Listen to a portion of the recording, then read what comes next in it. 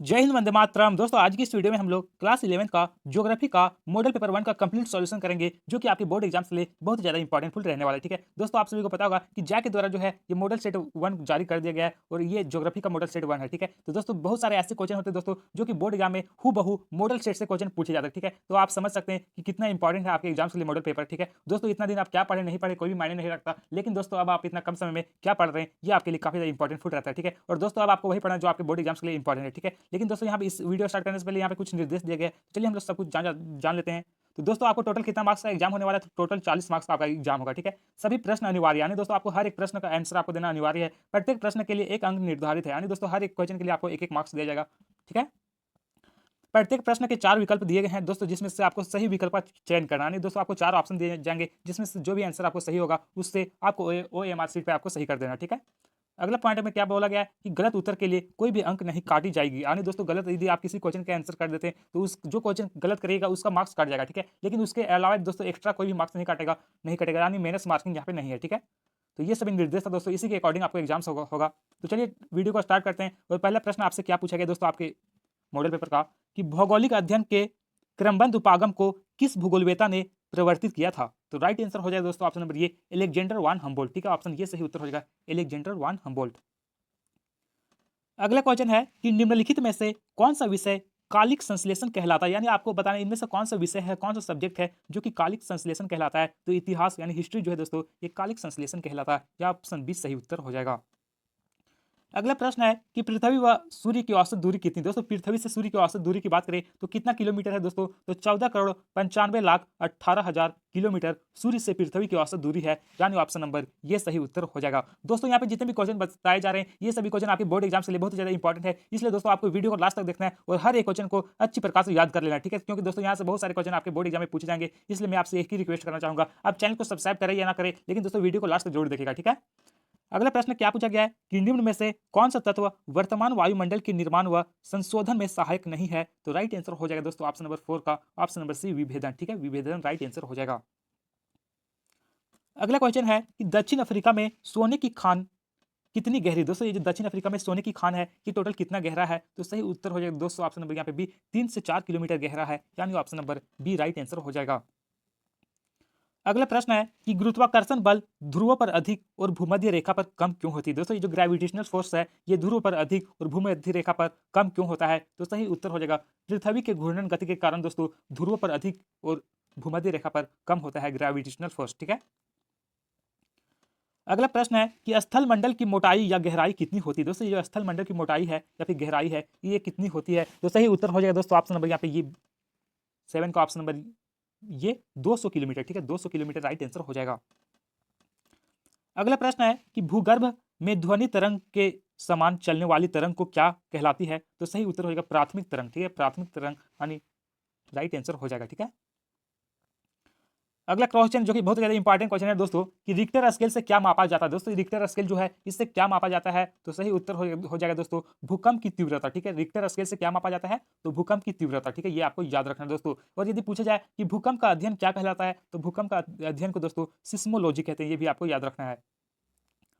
अगला प्रश्न है कि महाद्वीपीय विस्थापन सिद्धांत सन 1912 में किसने प्रस्तावित किया था? दोस्तों आपसे क्वेश्चन ऐसे पूछा जा सकता है कि महाद्वीपीय विस्थापन सिद्धांत कब प्रस्तावित किया गया था? तो 1912 ईस्वी। ठीक है, किसने इसको प्रस्तावित किया था? तो सही उत्तर होगा option number B, Alfred Wegener. ठीक है, महाद्वीपीय विस्थापन सिद्धांत किसने दिया है? तो अल्फ्रेड वेगनर के द्वारा दिया गया है। ठीक है, अगला प्रश्न है कि टीलाइट किस प्रकार का चट्टान है? दोस्तों जो टीलाइट है ये कौन सा प्रकार का चट्टान है? तो सही उत्तर हो जाएगा दोस्तों ऑप्शन नंबर ये, अवसादी चट्टान। ठीक है, ऑप्शन नंबर ये राइट आंसर हो जाएगा। अगला क्वेश्चन है कि सागरीय अधस्थल विस्तार की परिकल्पना किसने प्रस्तुत की? दोस्तों ये जो सागरीय अधस्थल की विस्तार की जो परिकल्पना है ये इनमें से किसके द्वारा दिया गया है? तो सही उत्तर हो जाएगा हेरी हेस्ट। ठीक है, हेरी हेस्ट के द्वारा दिया गया, यानी ऑप्शन ये राइट आंसर हो जाएगा।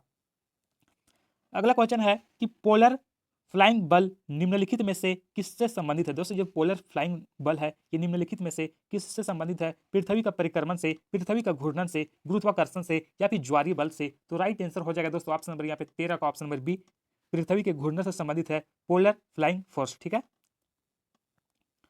अगला प्रश्न है कि निम्नलिखित में से कौन सा एक अनुक्रमिक प्रक्रिया, यानी आपको बताएं इनमें से कौन सा जो है दोस्तों जो कि एक अनुक्रमिक प्रक्रिया है? तो सही उत्तर हो जाएगा ऑप्शन नंबर यहाँ पे सी, पटल विरूपणी। ठीक है, पटल विरूपणी राइट आंसर हो जाएगा। अगला क्वेश्चन है दोस्तों कि निम्न में से किन प्रदेशों में रासायनिक अपक्षय प्रक्रिया यांत्रिक अपक्षय प्रक्रिया की अपेक्षा अधिक शक्तिशाली होती है? तो सही उत्तर हो जाएगा ऑप्शन नंबर यहाँ पे सी, चुन्ना पत्थर प्रदेश में। ठीक है, ऑप्शन नंबर सी सही उत्तर हो जाएगा। अगला प्रश्न में क्या पूछा गया आपसे कि निम्नलिखित में से कितनी ऊंचाई पर ऑक्सीजन की मात्रा नग्न हो जाती है? तो दोस्तों यानी आपको बताना है कि कितनी ऊंचाई पर यदि आप जाएंगे वायुमंडल नीचे से ऊपर की ओर वायुमंडल की ओर, तो वो ऑक्सीजन की जो मात्रा है ये बहुत ही नग्न हो जाती है। तो 120 किलोमीटर सही उत्तर हो जाएगा, ऑप्शन सी राइट आंसर हो जाएगा। ठीक है, अगला प्रश्न जो कि बहुत ही ज्यादा इंपॉर्टेंट क्वेश्चन है दोस्तों आपके बोर्ड एग्जाम्स के लिए कि निम्न में से किस अक्षांश पर 21 जून की दोपहर को सूर्य की किरणें सीधी पड़ती है? दोस्तों 21 जून को दोपहर की किरणें जो है ये कौन सा अक्षांश पर सीधी पड़ती है? तो 23.5 डिग्री उत्तरी अक्षांश। ठीक है, 23.5 डिग्री उत्तरी अक्षांश पर दोस्तों सूर्य की किरणें जो है ये सीधी पड़ती है, यानी ऑप्शन नंबर बी सही उत्तर हो जाएगा। दोस्तों 23.5 डिग्री उत्तरी अक्षांश की जगह यदि आपके ऑप्शन में नहीं दिया रहेगा तो यहाँ पे दिया हुआ रहेगा दोस्तों कर्क रेखा। ठीक है, कर्क रेखा भी आपको यहाँ पे ऑप्शन में दे सकता है, तो आपको कर्क रेखा याद रखना। ठीक है, क्योंकि 23.5 डिग्री उत्तरी अक्षांश को दोस्तों कर्क रेखा कहा जाता है। ठीक है, अगला क्वेश्चन है कि अंतर उष्णकटिबंधीय अभिसरण क्षेत्र कहाँ बनता है? तो दोस्तों ये जो अंतर उष्णकटिबंधीय अभिसरण क्षेत्र है ये बनता है 30 डिग्री उत्तरी अक्षांश से लेकर के 30 डिग्री दक्षिणी अक्षांश के मध्य में बनता है, यानी ऑप्शन नंबर बी सही उत्तर हो जाएगा। ठीक है, अगला क्वेश्चन है कि समुद्र तल पर वायु दाब कितना होता है? दोस्तों ये समुद्र तल पर वायु दाब की बात करें तो टोटल कितना होता है? तो 1013.25 मिलीबार। ठीक है, 1013.25 मिलीबार होता है, यानी ऑप्शन नंबर ये सही उत्तर हो जाएगा। ठीक है, अगला क्वेश्चन है कि उष्णकटिबंधीय चक्रवात को ऑस्ट्रेलिया में किस नाम से जाना जाता है? दोस्तों उष्णकटिबंधीय चक्रवात को जो है ये जो ऑस्ट्रेलिया देश में है इसे किस नाम से जाना जाता है? तो इसे जाना जाता है दोस्तों विली विलीज। ठीक है, विली विलीज के नाम से जाना जाता है, यानी ऑप्शन सी राइट आंसर हो जाएगा, विली विलीज। अगला प्रश्न है कि निम्नलिखित प्रकार के बादलों में से आकाश में सबसे ऊंचा बादल कौन सा? दोस्तों इनमें से चार ये जो बादल दिए गए हैं इसमें से सबसे ऊंचा बादल जो होता है आकाश में ये कौन सा बादल होता है? तो पक्षा बादल। ठीक है, पक्षा बादल जो कि सबसे आकाश में होता है, यानी ऑप्शन नंबर ये राइट आंसर हो जाएगा। अगला प्रश्न है कि पृथ्वी के धरातल के निकट वायु का औसत वार्षिक तापमान कितना है? तो दोस्तों पृथ्वी के धरातल निकट देखा जाए तो वायु का जो औसत वार्षिक तापमान है ये है 16 डिग्री। ठीक है, ऑप्शन नंबर यहाँ पे सी सही उत्तर हो जाएगा, 16 डिग्री। अगला प्रश्न में आपसे क्या पूछा गया है कि जलवायु के वर्गीकरण से संबंधित कोपेन की पद्धति को व्यक्त किया जा सकता है? तो दोस्तों ये किस के द्वारा व्यक्त किया जा सकता है? तो सही उत्तर हो जाएगा ऑप्शन नंबर यहाँ पे डी, अनुभाविक। ठीक है, अनुभाविक राइट आंसर हो जाएगा। अगला क्वेश्चन है कि सामान्यतः खुले महासागर की लवणता कितनी होती है? दोस्तों ये खुले महासागर होती है इसकी लवणता की बात करें तो कितना इसका लवणता होता है? तो 33 से लेकर के 37%। ठीक है, 33 से लेकर के 37% खुले महासागर की लवणता होती है, यानी ऑप्शन ये सही आंसर हो जाएगा।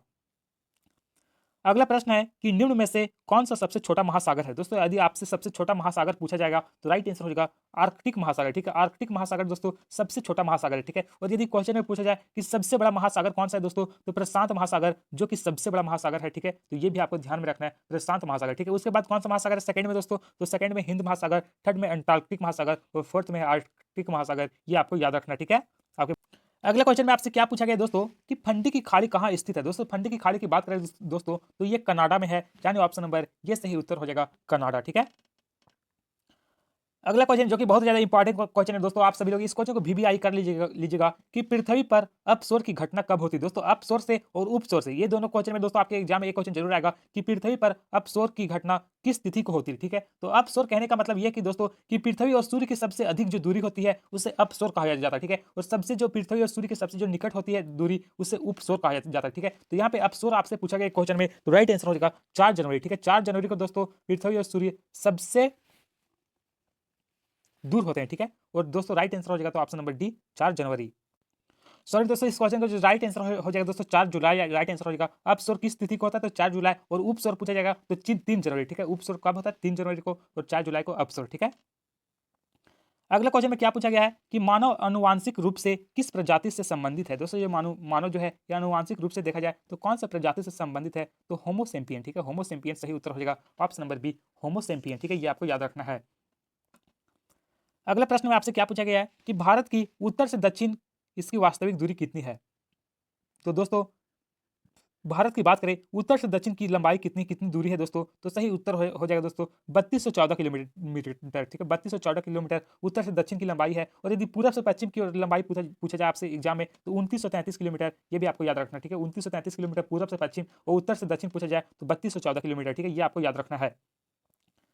अगला क्वेश्चन है कि वर्तमान अनुमान के अनुसार, ठीक है, वर्तमान अनुमान के अनुसार पृथ्वी की आयु लगभग कितनी है, तो राइट आंसर हो जाएगा लगभग 46 करोड़, ठीक है। ऑप्शन नंबर 20 सही उत्तर होगा 46 करोड़। अगला क्वेश्चन है कि सिंधु गंगा ब्रह्मपुत्र के मैदान में जलोढ़ की औसत गहराई कितनी है, तो सिंधु गंगा और ब्रह्मपुत्र में जलोढ़ की औसत गहराई की बात करें तो राइट आंसर हो जाएगा दोस्तों ऑप्शन नंबर यहाँ पे 31 का हो जाएगा 1000 से 2000 मीटर, ठीक है। 1000 से 2000 मीटर दोस्तों राइट आंसर हो जाएगा। अगला क्वेश्चन है कि अंडमान और निकोबार को कौन सा जल क्षेत्र अलग करता है, दोस्तों जो अंडमान और निकोबार को है इनमें से कौन सा जल क्षेत्र जो है ये अलग करता है, तो 11 डिग्री चैनल, ठीक है। ऑप्शन नंबर ये सही उत्तर हो जाएगा 11 डिग्री चैनल। अगला प्रश्न है कि निम्नलिखित में से कौन सा अलकनंदा और भागीरथी, ठीक है, भागीरथी का संगम स्थल है, दोस्तों इनमें से कौन सा जो कि अलकनंदा और भागीरथी का संगम स्थल है, तो सही उत्तर हो जाएगा ऑप्शन नंबर यहाँ पे डी, देवप्रयाग, ठीक है, देवप्रयाग राइट आंसर हो जाएगा। अगला प्रश्न है कि जाड़े के आरंभ में तमिलनाडु के तटीय प्रदेशों में वर्षा किस कारण होती है, दोस्तों जब ठंडा के प्रारंभ में देखा जाए तो तमिलनाडु के तटीय प्रदेश में हमेशा वर्षा होती, तो ये किस कारण से होता है, तो दक्षिण पश्चिम मानसून के कारण होता है, यानी ऑप्शन नंबर ये सही उत्तर हो जाएगा दक्षिण पश्चिम मानसून। अगला प्रश्न है कि नंदा देवी जी मंडल नीचे निम्नलिखित में से किस प्रांत से में स्थित है, तो सही उत्तर हो जाएगा दोस्तों ऑप्शन नंबर यहाँ पे बी, उत्तराखंड, ठीक है, उत्तराखंड राइट आंसर हो जाएगा। अगला प्रश्न है दोस्तों कि वन नीति के अनुसार वर्तमान में निम्नलिखित में से कितना प्रतिशत क्षेत्र वनों के अधीन होना चाहिए, दोस्तों यानी किसी भी क्षेत्र में कितना परसेंट वन होना आवश्यक है, तो 33% राइट आंसर हो जाएगा 33%, ठीक है। अगला प्रश्न है कि सुनामी का अर्थ क्या है, दोस्तों सुनामी का अर्थ की बात करें तो सुनामी का अर्थ क्या होता है, तो सही उत्तर हो जाएगा दोस्तों अंतः सागरीय भूकंप, ठीक है। दोस्तों जब सागर में भूकंप आता है दोस्तों तो उसे सुनामी कहा जाता है, और जब भूपटल पर भूकंप आता है दोस्तों तो उसे भूकंप कहा जाता है, ठीक है, तो ये भी आपको याद रखना है। अगला प्रश्न है कि इनमें से किस नदी में माजुली नदीय द्वीप स्थित है, दोस्तों इनमें से कौन सा नदी में माजुली नदीय द्वीप स्थित है, तो सही उत्तर हो जाएगा ऑप्शन नंबर यहाँ पे बी, ब्रह्मपुत्र, ठीक है। यदि दोस्तों आपसे क्वेश्चन में पूछा जाए कि भारत की सबसे लंबी नदी कौन सी, तो गंगा नदी जो है यह भारत की सबसे लंबी नदी है, ठीक है। इस नदी की टोटल लंबाई की बात करें तो 2525 किलोमीटर दोस्तों गंगा नदी की टोटल लंबाई है। और यदि आपसे क्वेश्चन में पूछा जाए कि भारत की सबसे चौड़ी नदी कौन सी, तो ब्रह्मपुत्र नदी जो है यह भारत की सबसे चौड़ी नदी है, ये भी आपको याद रखना, ठीक है। यदि क्वेश्चन में पूछा जाए विश्व की सबसे लंबी नदी कौन सी दोस्तों, तो नील नदी जो है यह विश्व की सबसे लंबी नदी है। और यदि क्वेश्चन में पूछा जाए कि विश्व की सबसे चौड़ी नदी कौन सी दोस्तों, तो अमेजन नदी, ठीक है, अमेजन नदी जो कि विश्व की सबसे चौड़ी नदी है, ठीक है। अगला प्रश्न है कि भारत के किस राज्य में आम्र वर्षा होती है, दोस्तों भारत के कौन सा ऐसा राज्य है जहां पर आम्र वर्षा होता है, तो सही उत्तर हो जाएगा दोस्तों ऑप्शन नंबर यहाँ पे बी, केरल और तटीय कर्नाटक, ठीक है, केरल और तटीय कर्नाटक में देखा जाए तो आम्र वर्षा होती है, ऑप्शन बी राइट आंसर हो जाएगा। अगला प्रश्न है कि निम्नलिखित में से कौन सी नदी बंगाल का शोक के नाम से जाना जाता है, दोस्तों कहने का मतलब ये कि बंगाल का शोक इनमें से कौन सी नदी को कहा जाता है, तो सही उत्तर हो जाएगा दोस्तों ऑप्शन नंबर डी, दामोदर नदी को दोस्तों बंगाल का शोक कहा जाता है, यानी ऑप्शन नंबर डी सही उत्तर हो जाएगा। तो दोस्तों आज की इस वीडियो में बस इतना ही। और दोस्तों इस प्रकार से हम लोगों ने मॉडल सेट ज्योग्राफी का कंप्लीट सॉल्यूशन कर लिया, ठीक है। और यदि दोस्तों आपने हिस्ट्री का नहीं देखे तो मैं इस वीडियो को डिस्क्रिप्शन बॉक्स में लिंक दे दिया हूँ, यदि आप हिस्ट्री का मॉडल सेट नहीं देखे तो आप उसको जाकर देख लीजिए, क्योंकि दोस्तों मॉडल सेट से बहुत सारे क्वेश्चन आपके बोर्ड एग्जाम में पूछे जाएंगे। और दोस्तों टाइम की बात करें तो आपके बोर्ड एग्जाम्स के लिए टाइम बहुत ही कम है, ठीक है। और दोस्तों यदि आप और भी यदि आप इंपॉर्टेंट क्वेश्चन जानना चाहते हैं क्लास 11 का, तो आप इस चैनल को सब्सक्राइब कर ले, क्योंकि दोस्तों इस चैनल के माध्यम से उन्हीं सभी क्वेश्चन को कवर कराएंगे जो कि आपके बोर्ड एग्जाम के लिए इंपॉर्टेंट होंगे, जो कि आपके बोर्ड एग्जाम में पूछे जाएंगे, ठीक है। तो फिर से हम लोग मिलेंगे नेक्स्ट वीडियो में, तब तक के लिए जय हिंद जय भारत।